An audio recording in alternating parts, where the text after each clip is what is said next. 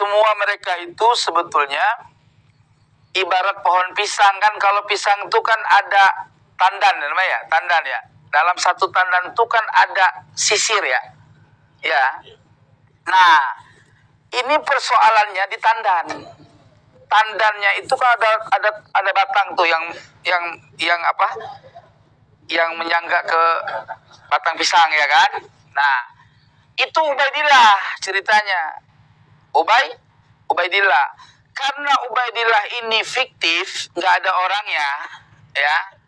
Bukti fiktif nih, gampang banget kalau mau buktikan kalau memang Ubaidillah itu asli ada orangnya. Ya, pertama, makamnya Ubaidillah itu palsu. Kenapa palsu? Ya, kalau nggak palsu coba buktikan, jangan nunjukkan makamnya, boleh jadi digali. Apa ada orang kan gitu loh.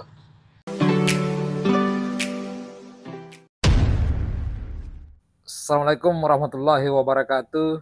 Jumpa lagi bersama saya di Paradigma 45.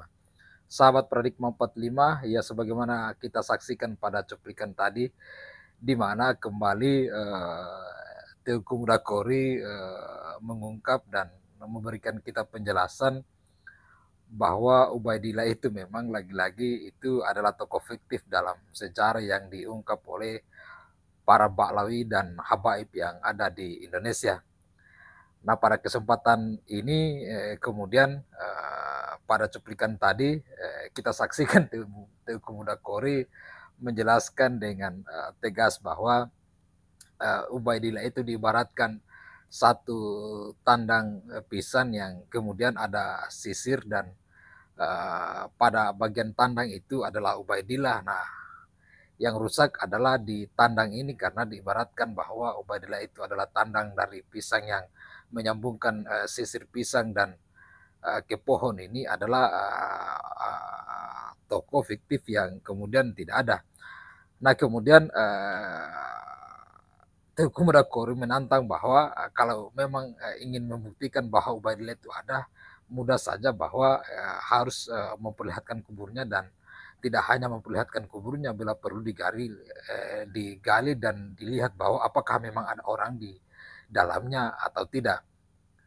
Nah, saya kira memang untuk kemudian membuktikan itu harus dengan cara-cara seperti itu, karena tidak cukup dengan hanya mengaku bahwa Ubaidillah itu ada sebagai nenek moyang dari para Habaib dan Ba'lawi yang ada di NKRI ini.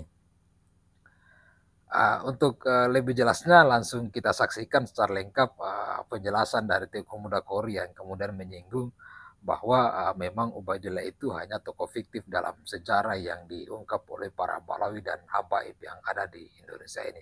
Ayo kita saksikan sama-sama. Ingin menyampaikan bahwa apa yang dipertanyakan tadi terkait masalah apakah Ba'lawi ini ketersinambungan sanadnya kepada Rasulullah atau tidak, sebagaimana yang sudah pernah didiskusikan ya. Perlu diketahui, mungkin banyak orang juga bertanya, siapa itu Ba'lawi? Kan orang kampung ini gak ada yang tahu sebetulnya. Ba'lawi itu apa sih? Ba'lawi itu orang mana sih dia? Ba'lawi itu adalah siapapun orang ya yang menisbatkan dirinya kepada Ubaidillah ya dengan berbagai macam marga yang berasal dari Yaman, yang dipanggil di Indonesia dengan perkataan Al-Habib secara kalimat mufrad, secara jamak dipanggil Al-Habaib ya. Mereka terdiri dari bermacam-macam marga. Ada di antaranya Al-Attas, As-Segaf ya, tulisannya As-Sakaf, dibaca oleh orang itu As-Segaf. Ada Al-Idrus ya, Al-Mahdali, Al-Baiti ya, bin Yahya, dan banyak yang kalau kita sebut satu persatu panjang lah ya. Ya, intinya banyak marga itu. Al-Hidrid apa tuh? Al-Hidrid ya, Al-Madahid, Al-Madajid apa Al-Madahid itu kan ribet bacanya kita. Yang masyhur di Indonesia, yang masyhur ya, Al-Idrus, As-Segaf, bin Sahab ya, itu yang masyhur. Bin Yahya gitu kan, itu yang masyhur tuh, yang umum. Ah? Al-Habsyi. Al-Habsyi, ya benar, Al-Habsyi, ya Asqaf. Nah, semua mereka itu sebetulnya ibarat pohon pisang kan. Kalau pisang itu kan ada tandan, namanya tandan ya. Dalam satu tandan itu kan ada sisir ya. Ya. Nah, ini persoalannya di tandan. Tandannya itu kan ada batang tuh yang apa? Yang menyangga ke batang pisang ya kan. Nah, itu Ubaidillah ceritanya. Ubaidillah. Karena Ubaidillah ini fiktif, nggak ada orangnya, ya. Bukti fiktif nih, gampang banget kalau mau buktikan kalau memang Ubaidillah itu asli ada orangnya. Ya, pertama, makamnya Ubaidillah itu palsu. Kenapa palsu? Ya, kalau nggak palsu coba buktikan, jangan nunjukkan makamnya, boleh jadi digali. Apa ada orangnya? Kan gitu loh. Ya, ini bukannya sentimen, bukan, fakta nih. Di dalam kitab Tahdzibul Ansab itu jelas banget dituliskan bahwa ya Said Ahmad bin Isa An-Naqib itu dia hijrahnya ke Basrah. Ngapain? Jualan minyak. Gitu loh. Jadi pengusaha minyak. Wafatnya di situ, tinggalnya di Basrah. Kapan pergi ke Yaman? Adapun yang meriwayatkan pergi ke Yaman itu semua cerita seperti cerita maling kundang. Gitu loh. Nggak ada riwayat. Ada cerita, tetapi tidak ada cerita yang sezaman. Kalau ada, ya buktikan dari kitab apa yang menyatakan Ahmad bin Isa bersama Ubaidillah itu berhijrah ke Yaman. Tapi harus kitab yang sezaman. Gitu loh. Makanya ketika Ubaidillah ini ingin kita verifikasi, satu aja. Coba cari, ada nggak Ubaidillah itu punya karangan kitab?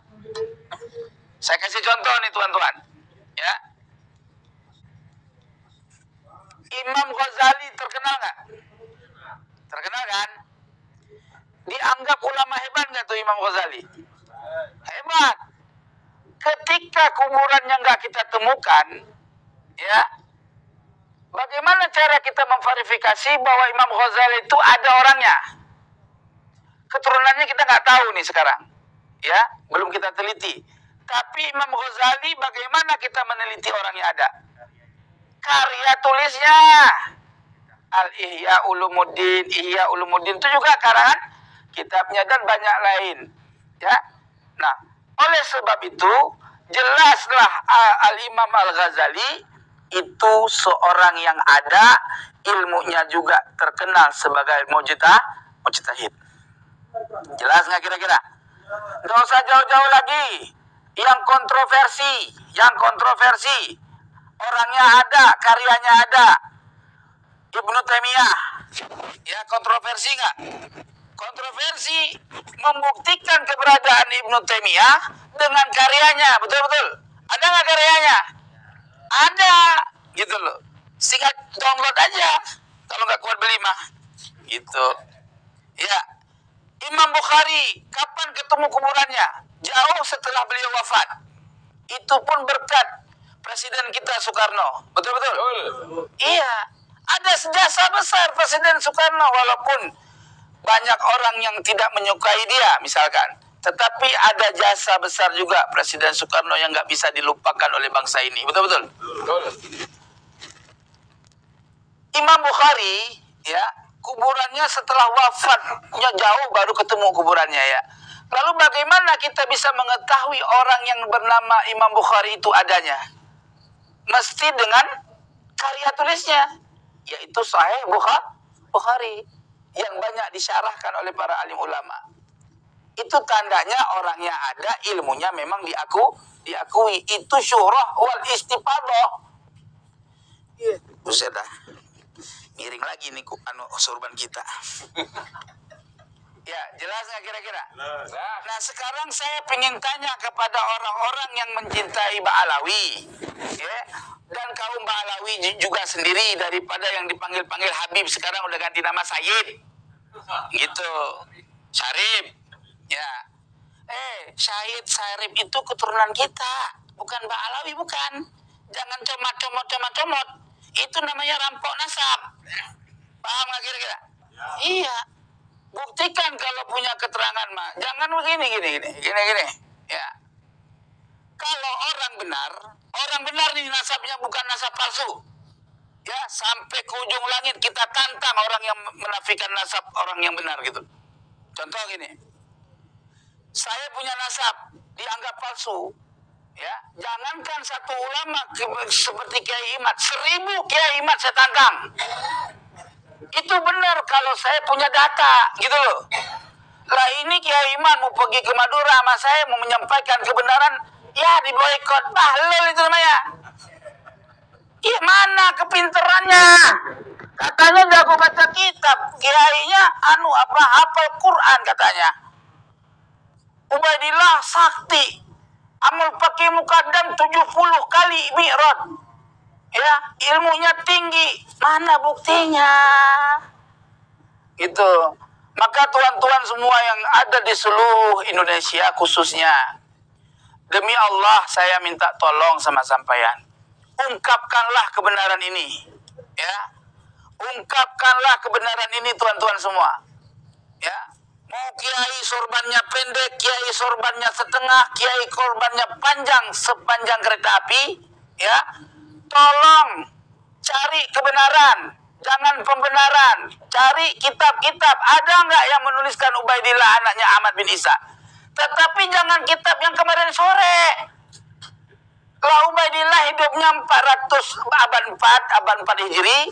Masa dalilnya abad ke 12 atau abad ke 9 Hijri, kan offside. Begitu loh. Bagaimana kita mengenal, memverifikasi orang yang ada di abad 4 Hijri dengan dalil yang ada di 9 Hijri? 500 tahun harus ada datanya. Loh, dulu katain keturunan Wali Songo orang ada. Iya betul. Nah sekarang keturunan Wali Songo udah maujud nih. Udah ada kelihatannya. Punya manuskrip, punya data, tes DNA juga udah. Ini tes DNA takut. Dulunya bilang halal, wajib, sekarang haram.